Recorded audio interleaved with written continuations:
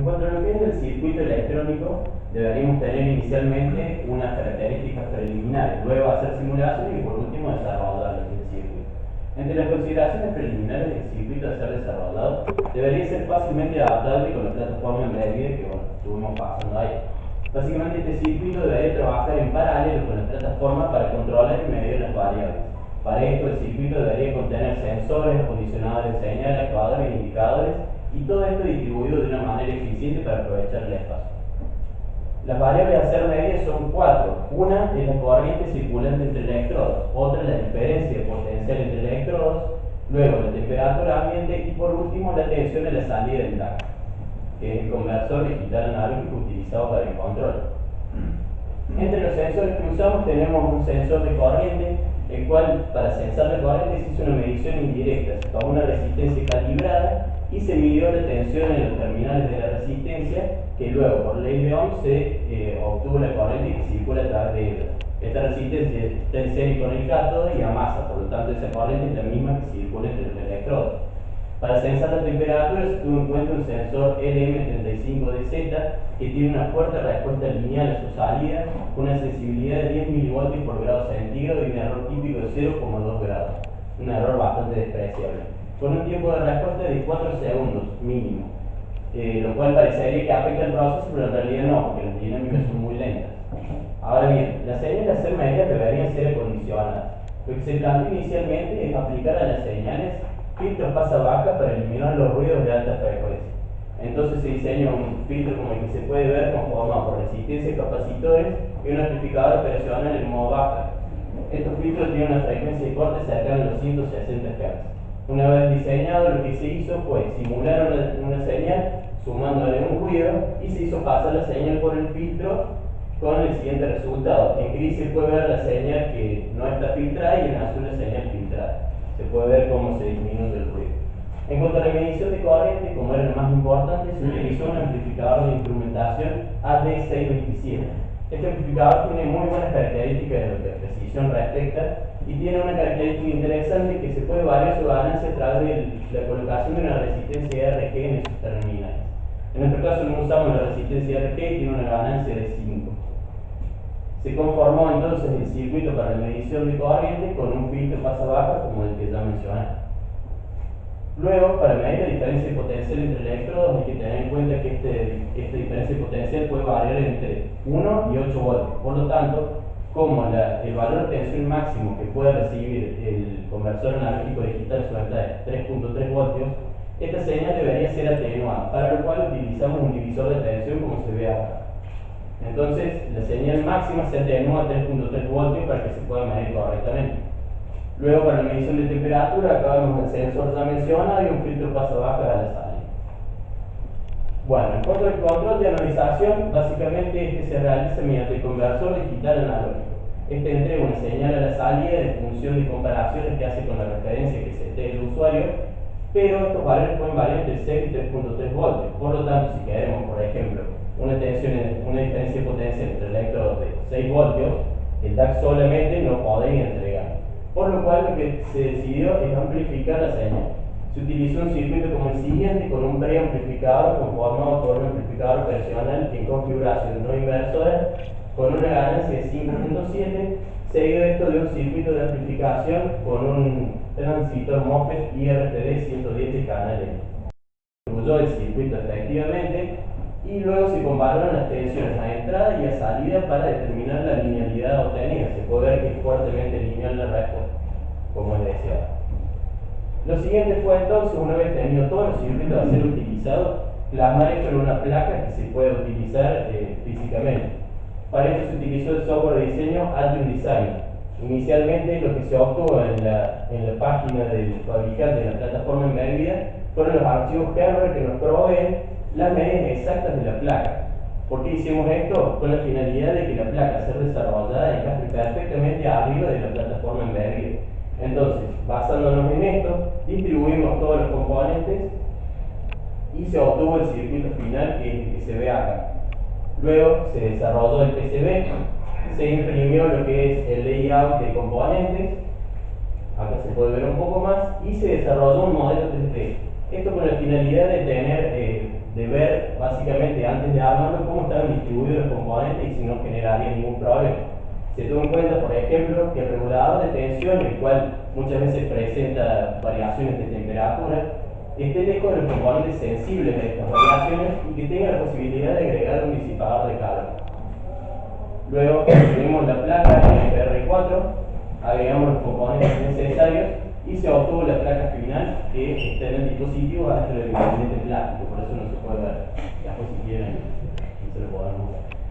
Por último se obtuvo entonces la placa que, como se puede ver apenas, encaja perfectamente arriba de la placa de desarrollo. Esta placa tiene pines macho y la placa de desarrollo le faltamos pines hembra, de modo que encajen perfectamente ocupando el menor espacio posible.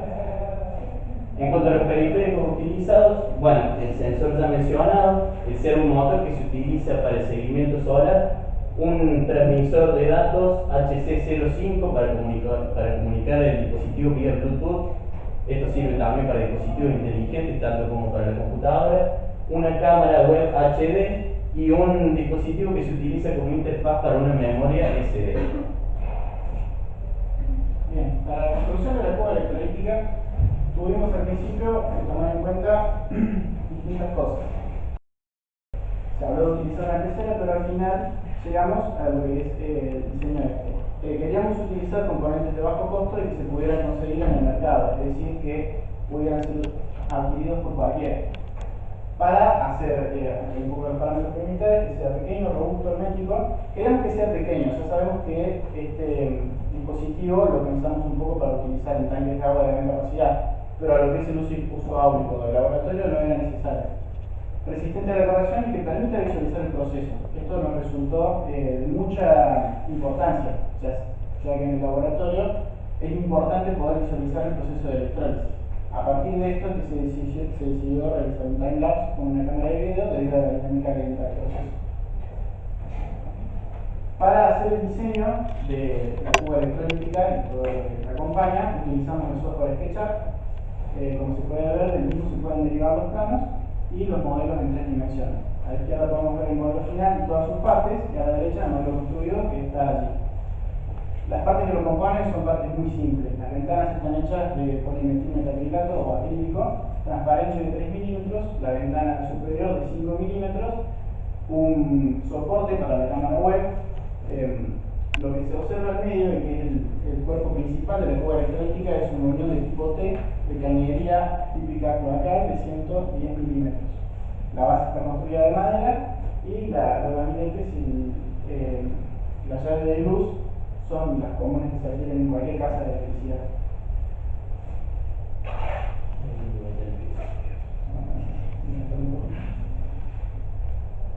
Aquí podemos ver el modelo 3 determinado en el cual nosotros podíamos observar con detalle y mensurar cada una de las partes que lo componen. Tenemos una válvula de salida para la solución ya filtrada, que no se ve aquí, pero está tomando del seno de la solución la muestra, una válvula de ingreso para los afluentes, el soporte, la cámara web. Estos son soportes de tipo omega para el soporte del sistema entero. Bien, en lo que es la alimentación del sistema, como se vio al principio de la presentación, los lugares más afectados por la contaminación suelen ser lugares remotos, sin acceso a red eléctrica. Utilizar baterías se puede, pero ya empieza a ser contaminante, yendo en contra de uno de los paradigmas de este proyecto. Por eso se decidió optar por la energía solar para alimentar el sistema. Basándonos en algunas ayudantías que hemos realizado también, teníamos un poco resuelto lo que era el tema de la alimentación mediante energía fotovoltaica. Entonces, se adquirió un panel solar y se realizaron las pruebas. El sistema completo, realizando un proceso de filtro entre 3 y 8 voltios, consume entre 20 y 50 miliamperios, con unos electrodos de alrededor de 10 centímetros cuadrados. Es decir, que un panel de 5 vatios, un poco más, ya sería suficiente para alimentarlo. Ahora, como sabemos, necesitaríamos realizar el proceso de filtrado con la mayor eficiencia posible a lo largo del día. La trayectoria que describe el Sol en el cielo es de tipo parabólica, por lo cual serían necesarios 2 motores para realizar el seguimiento. pero si uno toma en cuenta la posición del observador y le es posible llevar una medición precisa del tiempo, como lo hace el sistema embebido, uno puede realizar el seguimiento con un solo motor, un solo movimiento, basándose únicamente en el tiempo transcurrido, una posición, un punto inicial, una configuración inicial y la posición del observador, de donde está situado el sistema. Como se vio en la pestaña de configuraciones, uno podía poner la latitud, la longitud y la zona horaria, y ya con eso es posible realizar el seguimiento del Sol con un solo movimiento. Como podemos ver, si uno montara el panel sin seguimiento, como lo montaría en un techo, la inclinación igual a la latitud de donde está situado el sistema, y comparado con lo que sería un sistema de seguimiento, uno tiene un 30-40% más de eficiencia a lo largo del día. Bien, para decir mi conclusión, también utilizamos el software SketchUp y lo tratamos de mantener lo más simple posible. El cerro que nosotros usamos para el prototipo es pequeño, se puede mover un panel solar de 3 vatios. Lo único que sería necesario para utilizar paneles más grandes es escalar un poco más arriba la potencia del cerro. Uno sería la latitud donde está situado el sistema y lo enchufa y localmente lo configura y nada más. Es necesario únicamente orientarlo hacia el sur, pero es una configuración que se realiza una sola vez, cuando se instala el sistema. Bien, en cuanto a la prueba y resultado, una vez que tuvimos todo el sistema armado, tanto el software como la placa embebido como el sistema de cuadra electrónica, procedimos a realizar distintas mediciones, tanto con soluciones como con resistencias fijas y variables conectadas a los electrodos. Podemos ver acá lo que sería un monitoreo de corriente, donde se ven en los puntos azules un promedio temporal que uno se queda cada cuánto necesita ver el promedio de un determinado T de mediciones. Aquí tenemos la corriente en miliamperes y aquí la tensión de analización. No se alcanza a ver mucho, pero en rojo sería la tensión media y en azul la tensión de referencia.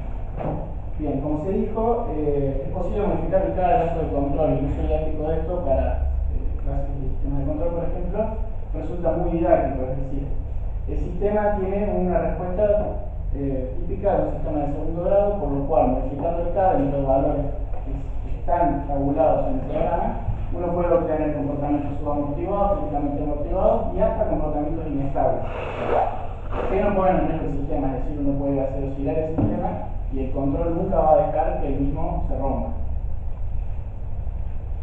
Bien, acá lo que podemos ver es una prueba disminuyendo la impedancia a electrodos, con lo que se puede ver que la tensión de analización permanece constante. El control es bastante bueno, tiene una respuesta muy rápida.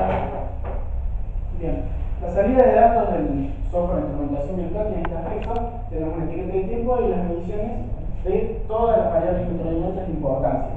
Si el programa detectó un pico de ruido o algo anormal, se indica que el dato es no confiable para no tomar más análisis. Como también se dijo, es posible utilizarlo con un dispositivo inteligente, un smartphone por ejemplo, que cuente con un puerto Bluetooth, para lo cual dentro de la plataforma NVIDIA hay un protocolo de comunicación de pregunta y respuesta, con lo cual uno puede enviar comandos y recibir todas las variables importantes: la posición del servo, del panel solar, digamos, las mediciones de corriente, de tensión, la hora que tiene el sistema embebido, con lo cual pudimos comprobar que la deriva de tiempo es despreciable a lo largo de varios días. Y también está resuelto lo que sería el protocolo de comunicación para el que quisiera desarrollar una aplicación. Es posible descargar la aplicación del terminal Bluetooth HC05 de manera gratuita de un lector, es decir, en un aula cualquiera que tenga un smartphone puede realizar el monitoreo de las variables del sistema.